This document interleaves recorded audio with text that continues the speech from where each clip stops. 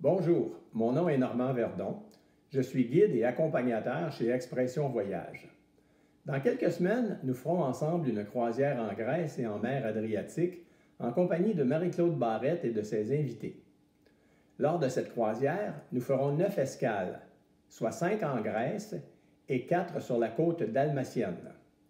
J'ai préparé cette courte présentation pour vous permettre de planifier ces escales et de choisir vos excursions pour profiter au maximum de votre temps lors de chaque escale. Pour chacune de ces escales, vous aurez plusieurs alternatives. Tout d'abord, la compagnie Norwegian offre plusieurs excursions. Vous pouvez les consulter dès maintenant et les réserver sur leur site Internet. On peut aussi les acheter sur le bateau en autant qu'il reste de la place. Il est important de savoir par contre que toutes les excursions de Norwegian se déroulent en anglais. En second lieu, vous savez sans doute aussi que rien ne vous oblige à acheter une excursion. On peut fort bien descendre du navire et visiter par soi-même ce qui se trouve autour. Un détail important à savoir cependant, il ne faut pas trop compter sur les taxis. La plupart des endroits que nous visiterons ne sont pas très peuplés et quand plusieurs milliers de passagers débarquent en même temps, trouver un taxi relève de l'exploit. La troisième option, et c'est celle qu'on recommande, c'est l'excursion privée. À chacune des escales, Expression Voyage a mis sur pied une excursion privée exclusive à notre groupe, toujours guidée en français et qui vous offre ce qu'on considère le plus intéressant à chaque endroit. Dans la présente capsule, je vous présente les escales en Grèce. Santorini est la plus connue et la plus visitée des îles grecques. C'est une île volcanique et si vous suivez les actualités, vous savez qu'elle a connu beaucoup d'activités volcaniques récemment. Je pense bien que tout rentrera dans l'ordre d'ici le mois de juin. De toute façon, s'il y avait le moindre risque, Norwegian ne prendrait pas de chance et annulerait l'escale tout simplement. Santorini est réputé pour ses paysages spectaculaires, ses villages bleus et blancs et ses nombreuses églises et chapelles. Notre escale est un peu particulière parce qu'il n'y a pas de port en eau profonde à Santorini. Nous serons donc transportés à terre en petits bateaux qu'on appelle tenders en anglais. Santorini est très montagneuse.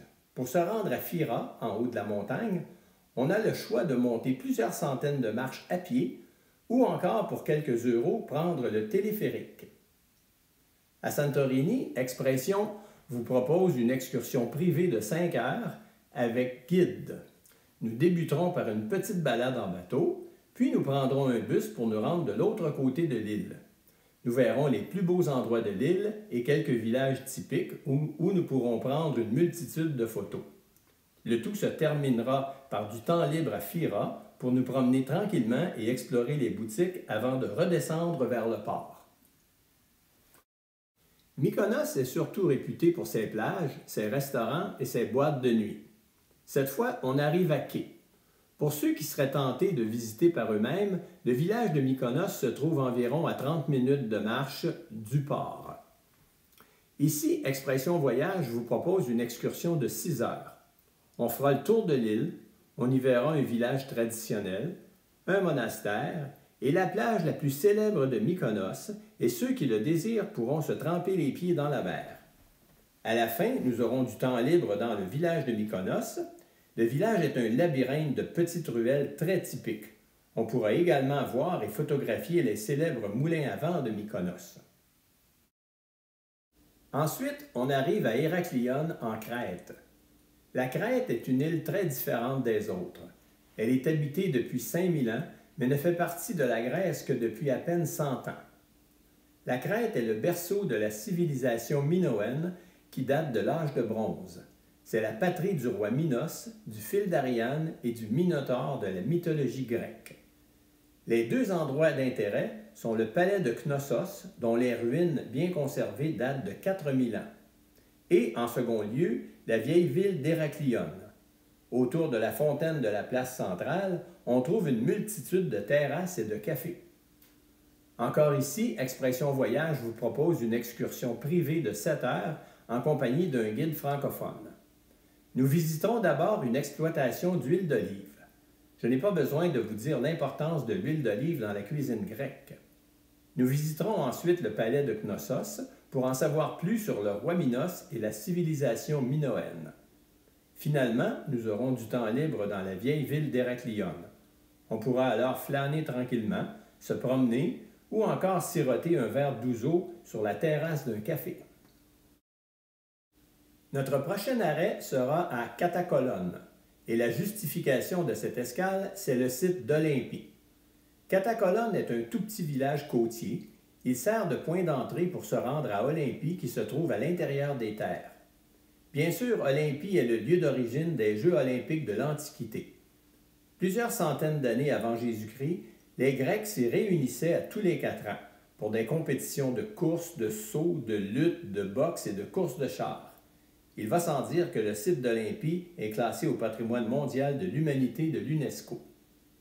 Ici, Expression Voyage nous propose une excursion de 6 heures qui inclut le site archéologique, le temple de Zeus, le temple de Héra et le musée archéologique. Le lunch est inclus sur l'heure du midi et durant ce lunch buffet, nous aurons droit à un spectacle de danse folklorique. Notre dernière escale grecque sera à l'île de Corfou. Notre excursion privée nous amènera dans la campagne de Corfou. Nous visiterons une ancienne résidence royale grecque, la Villa Montrepos, qui est maintenant un musée.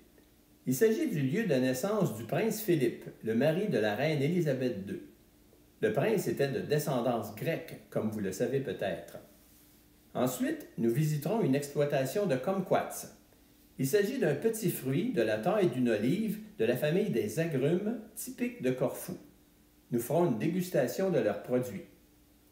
Pour finir, nous aurons du temps libre dans la ville de Corfou pour explorer ses vieilles ruelles ou faire du magasinage. Autre chose, à Corfou, s'il y en a qui préfèrent, il existe un service d'autobus hop-on, hop-off. Il s'agit d'un autobus à 2 étages qui fait le tour de l'île et où on a droit à des commentaires enregistrés.